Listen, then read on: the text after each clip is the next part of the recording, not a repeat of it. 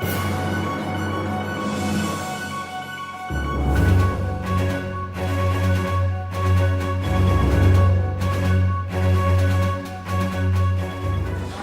going to start soon. Just to let you know, tonight is a youth committee meeting. It's a special youth committee meeting that's actually hosting the Youth Engage Conference. So at this first part of the youth committee meeting, you'll see what they usually do for regular meetings, and then we'll go on to the Youth Engage Conference. So we're going to start this. I'd like to call this meeting to order at 6:03. Now on to Management Analyst Chandra roll call. Committee Member Dodd. Here. Committee Member Lee. Here. Committee Member Lynn is absent. I'm here. Committee Member Lynn is here. Committee Member Mock. Here. Committee Member Stigliano. Here. Committee Member Trin is absent. And Committee Member White. Here. And now I'd like to ask the members of the committee and public to please rise for the Pledge of Allegiance.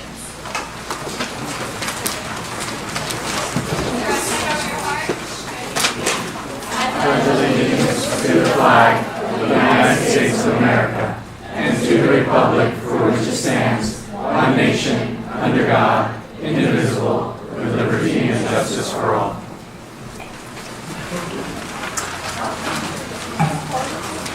So now we move on to section 4 of the agenda and the approval of minutes. May I have a motion to approve the minutes of the Youth Committee meeting of June 26, 2014? A motion to approve the minutes. I second. So the minutes of June 26, 2014 have been moved and seconded. All those in favor say aye. Aye. Any opposed? If no one is opposed, the minutes have been approved. So now on to section 5. Committee, yeah, sorry. I want to note that the minutes should be September 25th, not June 26th. Sorry for that mistake. I'm going to revise it in the minutes.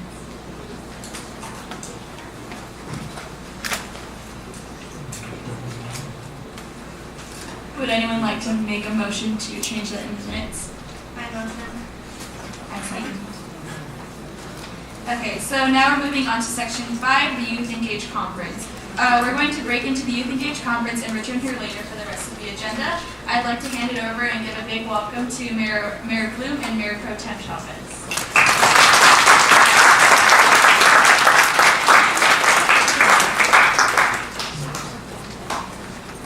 Good evening, everybody. Welcome to the city of Temple City. You're all here at Temple City anyhow. It was rather interesting. I walked in here today and I saw Bailey sitting there. I thought, oh my gosh, that's where I usually sit. And it's really exciting to see you here. So I want to welcome you here. This is a hands-on civic engagement class. I'd like to turn it over to Mayor Pro Tem Tom Chavez. It was Tom's idea 3-4 years ago, Tom, 4 years ago, to form a youth committee.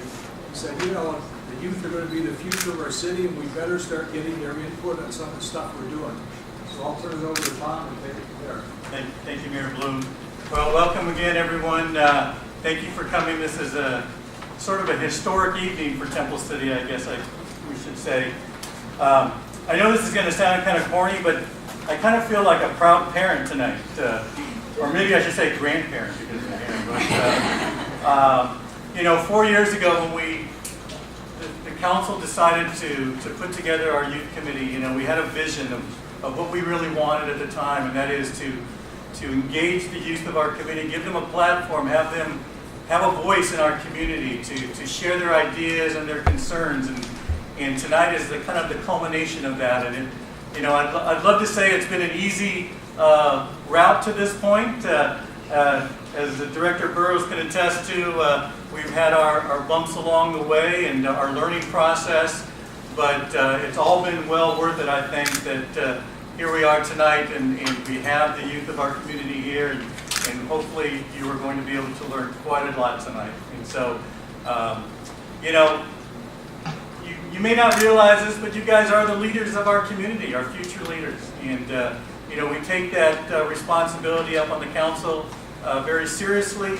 You know, we have our, tonight, for example, we have our Citizens Academy for our adults in our community where they come and learn about how local government works. Well, the same thing with our youth. I know you guys have civics classes and you learn about government and state and federal, but the local government is a little bit different. This is really where most of the action takes place. Most of the things that are going to affect you on a day-to-day basis are on the local level, and what we do as council, what you do as community members. So, we believe that tonight's topics are going to help you along the way. We'll hopefully you'll learn a lot, and it'll be well worth it. In closing, I just want to say I want to thank a couple of people. First of all, I want to thank Director Kathy Burrows here. Kathy's been kind of with us the whole way, and I think we should give her a hand. Kathy and I have kind of been working on this the last 4 years, and I know we've looked at each other at times and, gee, is this going to work, or how are we going to do this? And we kind of tweaked it along the way, and I want to thank her for sticking with it, and she's done a fantastic job, and in all she does, certainly for our community as well. Wendy Chung. I can safely say that this wouldn't have happened without Wendy. She has stepped up to the plate. She recently kind of took the reins of the youth committee. I know that our current committee members have really connected well with her. They've gone on field trips and they've come to the meetings and they're learning, and Wendy has done a fantastic job, as you will see tonight, in getting this whole thing going. So thank you to you. Thank you to all our volunteers. Thank you to our staff. In a minute, you're going to be introduced to the main guy in our city, our leader who runs the city on a day-to-day basis. But all of our staff, all of the volunteers, all the contributors, of course, thank you very much, because without your help, this wouldn't happen. And lastly, I just want to thank the past and the current members of our committee. As you all know, you have very busy schedules. It amazes me sometimes when I listen and I interview students and talk about what they do, and I just can't imagine your schedules, and it just wears me out to think about it. But we have some individuals up here that have really taken, the extra effort and have come forward, and I want to thank all of you for what you've done in your commitment to making Temple City a better place to live and to hang out in. And hopefully we'll continue. So, have fun, be engaged, listen, learn, and I think you're going to have a great time. So thank you very much. And am I supposed to read this? I'm not supposed to read this, right? No, we're okay. All right. Well, without further ado, I would like to introduce our city manager, Brian Cook. Brian is our leader, so to speak. He runs the day-to-day operations of City Hall, and I'm sure he'll be able to share more with you. And he's going to talk a little bit about what City Hall does and what staff does and what we do as city council members. So without further ado, Brian Cook. Good evening, everybody. I'm so excited for all of you to be here today. One part of my life, I really wanted to think about being a teacher, and I was telling the mayor, when I retire from Temple City many years from now, this is something I'm thinking about doing. And so having you engaged in this community, having you engaged, and thank you to your fellow peers out here for their commitment to making this type of event happen. And I can look all pretty and grow balder by the second, but they are the ones that make this happen. And so my appreciation to the stellar staff that we have. I want to just give you a sense of what City Hall does. Mayor Pro Tem and the mayor kind of touched upon it. In the world we live in right now, it almost feels like some things are really remote. Everybody raise your hands. Do you feel like you understand, or beyond the civic books, beyond what you're reading, do you have a sense of what, can you know what Congress does, or you can feel and kind of touch it? Does it seem kind of remote? And raise your hands. Does it seem remote? Yes or no? Yes? So it seems kind of remote? No, it doesn't seem kind of remote? So how about on a state level? Anybody got any idea what on the state level, does that seem kind of remote to you, or does it seem that you can kind of touch it and feel it? Well, kind of by seeing some raising hands and some not. One of the things about local government, and why I get enthused about it, and why I chose it as a career, is that I feel as though I can make a positive impact on people, where they live, and have them have a healthy, productive environment in which to live, work, and play. Kind of cliche, but that's really what gets me up in the morning. I have 5 great bosses and the elected officials that I work for. I have tremendous colleagues who care about this community on a day-to-day basis that makes the community a place you want to live, a place you want to work, you want to be going to school, a place where your parents want to invest in one of the most substantial investments they'll ever make in their lives, in their home in Temple City. A lot of those things, those are the things that get me up and they get me excited about working with you, working with our city council. We'll talk about that a little bit. So tonight what we're going to go over really briefly, and I know I'm also the element between you and Chipotle soon. So I get that. So I'll try to do the best as I can to get you through this as painfully and then get to Chipotle as soon as possible. So we're going to talk about a few things. What does City Hall do? Where does City Hall give powers? How does City Hall operate? And a key element, as the Mayor Pro Tem brought together, was how does the Youth Commission and other advisory bodies, for that matter, help and fit into that governance structure that we call local government? What does the City Hall do? Any ideas of what City Hall does? Anybody? Any suggestions? Any thought? Okay. That's all right. Gets down to some basic elements. We provide service. We provide the basic elements of what it means to live in, for lack of a better term, a civilized place. Law enforcement, fire services, and the things that make the difference between a place that's safe and nice and the value added. When I talk about value added, I'm talking about parks and recreation. I'm talking about having the conditions for great schools. That's something we do here. Another thing that the 5 council members, 5 of them, maybe I'll talk about them, my 5 bosses. Think about that, have 5 bosses. Not just one boss, but 5 bosses. They approve laws. So they approve laws on the local level. And I'll talk about a little bit of the distinction between what laws that are approved at the local level and how that kind of relates both to the state and federal level. They guide development. One of the biggest things we do is, think about this for a minute. Can you imagine like the Empire State Building in the middle of Temple City? Would that seem like that would fit? Would that seem like... So one of the big things we do is we guide development. So we set the standards, and the council gives us the guidance and creates the laws and the conditions in which development can happen in a community. And so that an awkward thing like seeing the Empire State Building in the middle of Las Tunas Boulevard wouldn't really happen because it's not conducive to the character of the community and what, as the 5 elected representatives for the community want, is reflective of the democratic process in what people want their community to be. The other thing we do is we do employ people. We provide services, and we'll talk about that just in basic overview. We provide this, it's people that keep a community safe, provide parks and recreation services, make sure our roads and sidewalks are clean, and you're able to drive on. So where does the City Hall get its powers? And this is interactive. You have a question? If I'm talking in gobbledygook or something that you don't understand, please raise your hand. And I can clarify or try to do my best to clarify. Where does the City Hall get its powers? To get to brass tacks, federal government allows states to be created.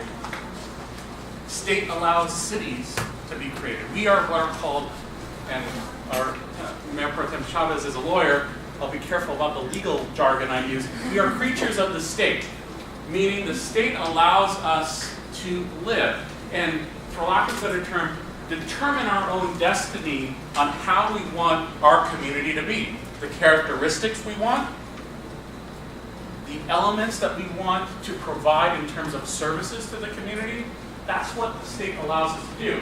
And in 1960, the community here decided we want to determine some of the things that impact us. We want to determine what we want in terms of land use. We don't want the Empire State Building in the middle of Las Tunas Boulevard. We want to do things that reflect the community's desires, needs, and where it wants to go.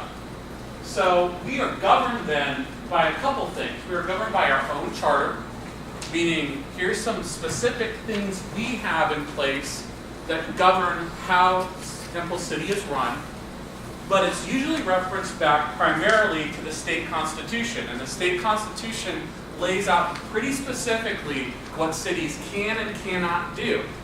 So we're governed by two different running or operating guides, for lack of a better term. We're operated through the state constitution and our own charter. And you can get into and Mayor Pro Tem Chavez can give a better lecture than I could any day of the week on those elements.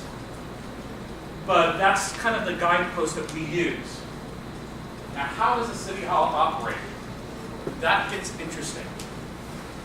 We're a representative democracy here. My 5 bosses are the representatives of the community, democratically elected to reflect what the community's needs are and do a lot of different things and have a lot of different powers in order to impact everybody's lives and do the things we talked about, those essential services, law enforcement, fire, parks and recreation, streets and roads, all those things that make up what is a city. So, these are my 5 bosses. You've met 2 of them right now. We have a governing body, and what some of their key responsibilities are is to set policy and direction in terms of what we want to be as a city, how we want to allocate resources in order to provide services to the community. So they sit up here on this dais, I sit over here, city attorney sits over here, and we discuss with them, give recommendations, but they are the ones that say, they are the democratically elected officials that represent the community about where we want to go and how we're going to allocate resources to get there. That's what it comes down to at the end of the day. Part of my job, and I'll talk about my job, is to give them unbiased advice. I'm not political. I'm what we call apolitical. That's why we're all 5 of them.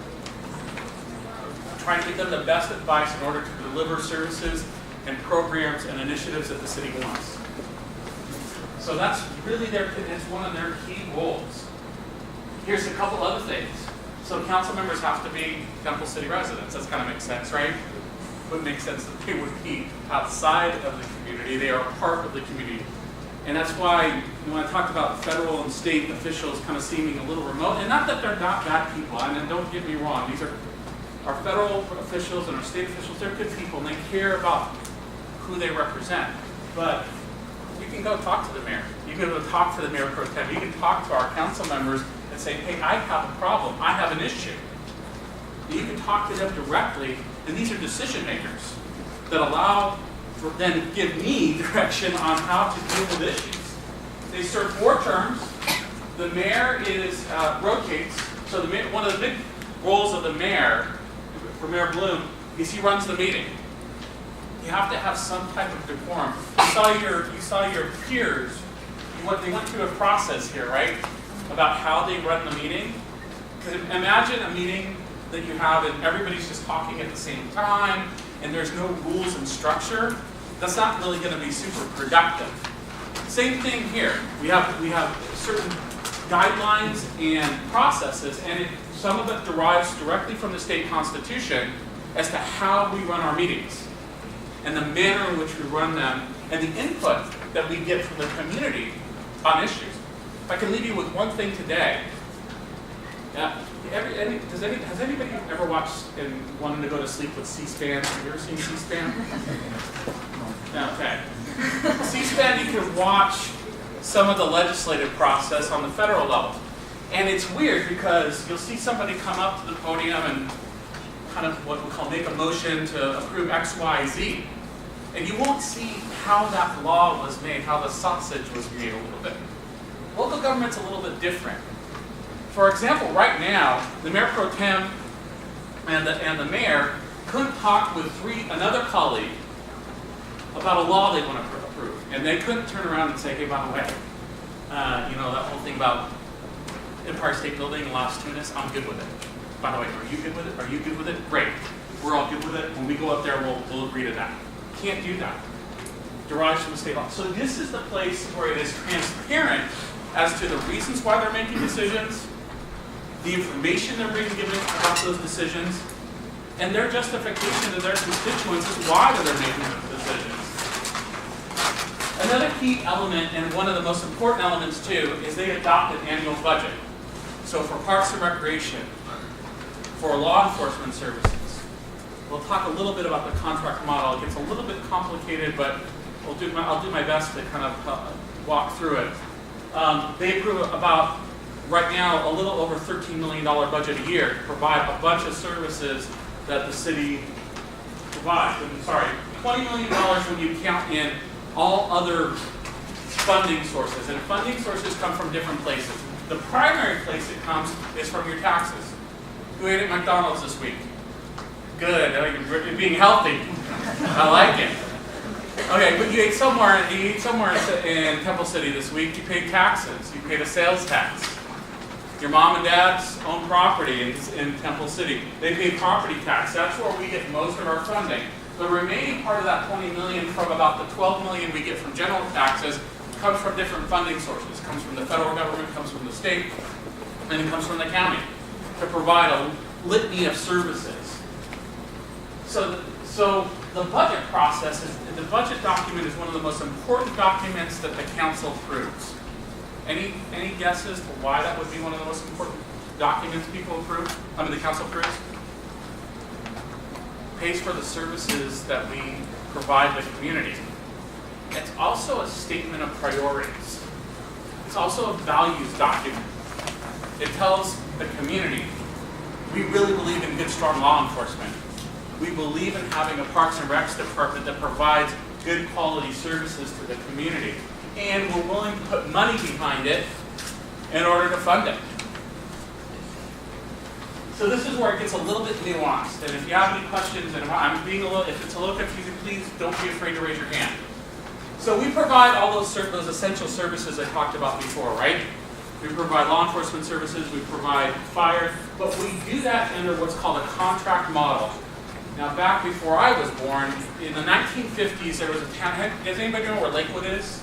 Anybody's been in and around Lakewood? Lakewood's about 20 miles down that direction. They were one of the first cities in California. Before, if you wanted to be a city, you had to provide everything yourself. You could not group up or partner with other entities, other partner agencies we call them, to provide the basic services that cities provide. And so what happened was Lakewood said, we want to try another model. We want to try another business model that still provides the basic elements of service to a community. So hence you call it a contract city. And we are a contract city. What does that do? So City Hall works with other government agencies and the private sectors to provide the services to you and your family.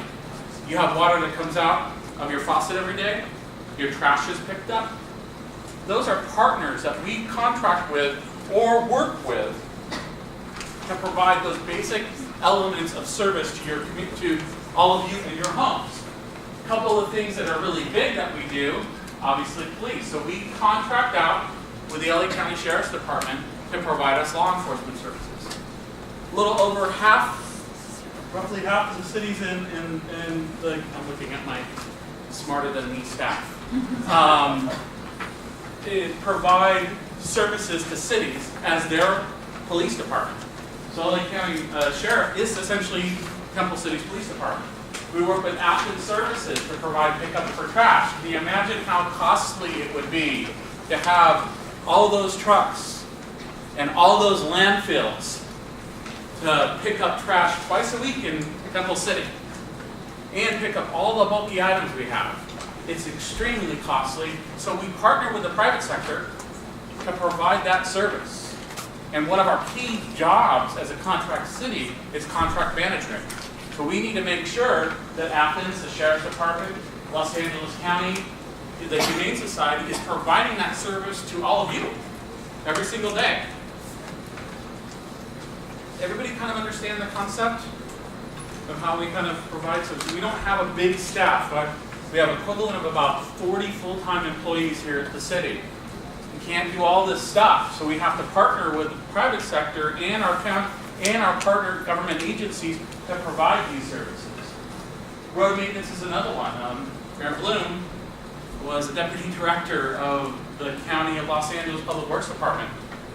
Oversaw more employees than I've ever seen in my entire career with one of the largest agencies in California. We partner with them to provide roadway service and other services. Some other things we do, and it gets a little bit more complicated because it's not paid directly by taxes that you pay. If you go to McDonald's, you pay sales tax, you use property tax. There's a couple things. So we have a fire department, we have a fire station right next door. That's actually paid for through a property tax assessment that goes on your mom and dad's property tax bill that they get every year. Same thing with the library, schools. Schools are funded as a completely different entity, so we are different, and even the state constitution distinctly divvies us out of the governance process of schools. That's why they have their own elected, you have a school board, right?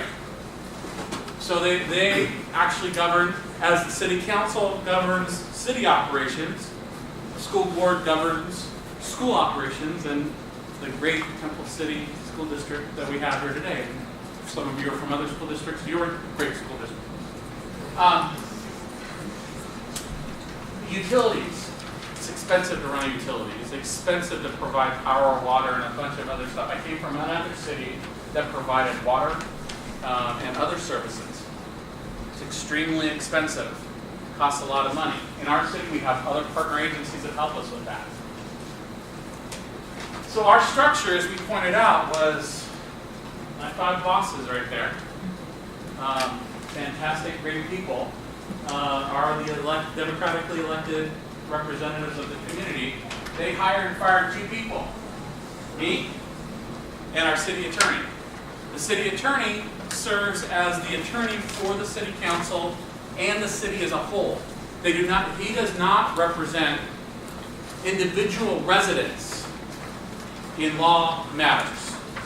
He represents the council for the actions that they take, and he represents the city as a whole when people have issues or claims they want to make. So my job, and I'll let my colleague talk a little bit about the structure of our departments. The city manager, my job is to take the direction and the concerns of the council, help recommend a budget, help recommend policies, get feedback from them, and get their direction. I don't do anything without their direction. I cannot decide tomorrow that I want Las Tunas Boulevard painted pink without their direction. And conversely, if, say, the city council wanted Las Tunas Boulevard painted pink, I didn't like it. I didn't want it. Staff was like, "Oh, what's wrong? Why are we doing this?" But the council said, painted pink. I have an obligation, both professionally and the biggest, and ethically, to do that. That's the biggest thing that we do. And we have different departments that allow us to do that. And I'm going to let my colleague, Brian Hayworth, who's our economic development manager, walk through that a little bit. Hello there. The City Hall has 4 departments, and those 4 departments employ about 100 people, 40 full-time staff and 60 part-time staff. And when you try to tell the person off the street what management services is, they kind of they glaze over. And so what we thought we would do is we would compare things that you see in school to the functions we have here at City Hall. So in management services, where I work, and where Brian works, and where Wendy works, compare that to the principal's office at your school. No one ever wants to go there. But think management and meetings. So we oversee operations. We make sure that services are being done and provided and delivered in the city on a daily basis. That includes getting calls from residents, making sure that our contractors are doing the work that they're supposed to do. We also do a lot of paperwork. In government, it's all about paperwork, especially because we're a contract city. We have to draft contracts and scopes. We also have to ask for money from other governments to pay our bills. We work with the community a lot. This is one example. We have a civic engagement component. We also do special projects, and those special projects are few and far between. One of the projects is tonight's event. Another project is the Roseby Boulevard Improvement Project, which was recently completed. We also work with the community. Tonight you're going to be hearing, for example, from one developer who owns the Temple City Marketplace at Rosemead and Las Tunas. And so we work with them in bringing in businesses. For example, Chipotle is coming in, Pizza 585 is coming in, the Schwann's just opened at that shopping center. And we're also working with the shopping center across the street to help them get new businesses in as well. And finally, we provide information. We have a award-winning communications program. We produce Connect, which is in your packets. We also do our social media sites, and we also just launched our new city website. Administrative services, think of it as a bunch of math teachers and school counselors in one office. And really, they deal with money, they deal with numbers, and they deal with people. They invest the city's money. They try to figure out where the money should go, to what banks, and whether or not it's going to get a yield. They invest about $20 million a year. They also monitor the city's budget. Again, we have a $20 million a year budget. They make sure that we don't go over budget, that the money is coming in so that we can pay our bills. Every month we pay thousands and thousands and thousands of dollars in bills for staff, for even our police department. Our police department, or rather the sheriff's department, is a huge amount of our budget. It's about 30% of our budget. They also deal with insurance. So let's say a tree fell on your parents' car and they had to call city, we would deal with that. And finally, we oversee human resources. And it's really managing people. Again, we have about 100 employees here at the city, and we do everything from training our employees to recruiting our employees to making sure that they have insurance and other types of benefits. Our community development department is our largest department in the city, and it comprises about 30 to 33% of our general budget. The people that typically work in that department, at least in comparison to your school, would be like the school maintenance crews, the Future Engineers Club, and even campus security. And when you think about what community development does, they deal with buildings, they deal with neighborhoods, and the services that are provided in neighborhoods. And they also deal with all things gray. When I say all things gray, they deal with your streets, your sidewalks, your curbs, your gutters, to make sure that they're fixed and that they're repaired. They also manage development. Right now, they're undertaking a general plan process, which is going to look at what is the Temple City going to be like in 2050. And a lot of that input coming through that process is going to be coming through you, who's the next generation of Temple Cityans. They provide neighborhood services, so they oversee the animal control services. They give tickets to cars. They make sure that your streets are swept. They make sure that your trash is picked up, and they make sure that maybe someone's not building an ugly house next to your house or doing even illegal construction. Finally, they also maintain all the landscaping that you see in the middle of the streets or along the streets. So big street trees. They manage about 6,000 street trees. They also take care of all the landscape along Roseby Boulevard. And finally, they oversee emergency preparedness. So if we have, I don't know, you guys were all here when the windstorm happened. So they have done a great job making sure that when the next windstorm happens, that everybody knows where to go, who's going to be informed. And by the way, if another emergency happens, just go to Live Oak Park. There's an emergency shelter there. Finally, Parks and Recreation. This is the fun department. This is kind of, think of Kathy as the gym teacher who also handles ASB.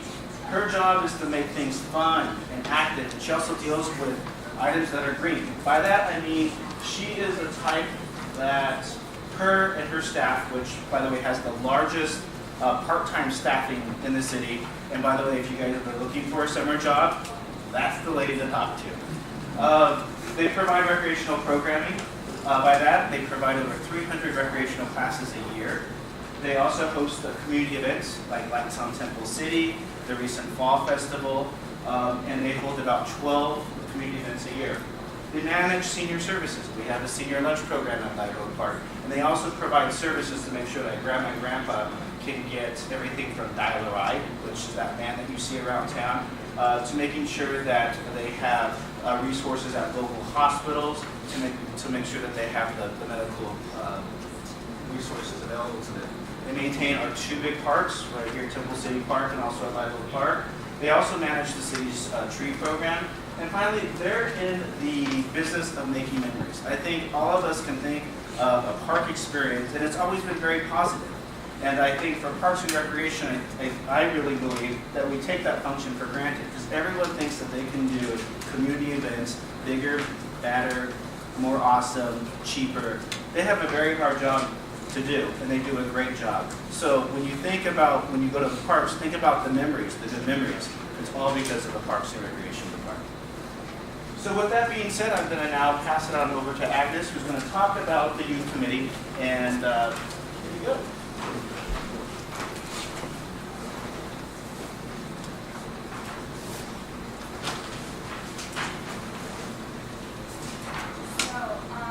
You guys heard a lot about Temple City and how the City Hall and City Council works. So basically, Temple City Council is responsible for making the decisions in order to benefit the entire community. And therefore, they need everyone's opinions, including yours. So it might be really awkward or weird for you guys to just walk into a council meeting and stand up there and say that you have something to suggest. So that's why the youth committee was created, basically. So every month, fourth Thursday of the month, you can come and tell us, and our liaison, who is Mayor Pro Tem Chavez, can then pass it on to the city. The youth committee basically acts as a link between the city council and the youth, and they report back to the council and where they can take your suggestions and opinions into consideration. Each committee member is assigned a liaison to a city commission, which is either planning, parks and recs, public art, or transportation and public safety. We take notes on those commission meetings. We report them back to our monthly youth committee meetings. And each youth committee member is also part of a working group. Last year's were general plan, youth Engage, or Rosemead Boulevard scavenger hunt, and those were ad hoc groups that worked separately outside youth committee meetings, and then we planned stuff and we brought it back for discussion. The youth committee also plans projects and activities, and such as this conference. Sometimes we team up with the city. For example, our most recent project was the Rosemead Boulevard scavenger hunt, which was part of the Rosemead Boulevard Go Festival that the city planned. And it was kind of like a sub-project for us. But we planned our event as a way to help everyone in the city, not just you guys, but everyone, to be more familiar with how Rosemead Boulevard works. And lastly, the youth committee only functions if the youth participate. Just like city council, we need your feedback. We want to know, what do you think can be improved? What do you think is good? What's your favorite hangout spot? Is there something wrong on your street? And the way to let your voice be heard is to attend youth committee meetings again the fourth Thursday of every month. And you can just speak up during the public comment section, and we'll take that into consideration. So by attending youth committee meetings, you can keep up with city updates, and you can contribute back to your community.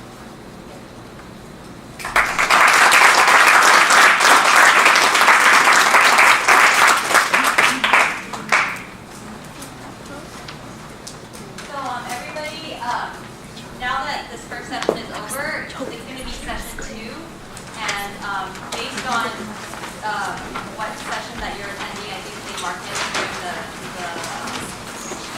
check-in. You will follow us. If you are in the Temple City Marketplace session, you're staying in here. But if you're in the Build Your Ideal Community, UCLA Spark, or LA Metro,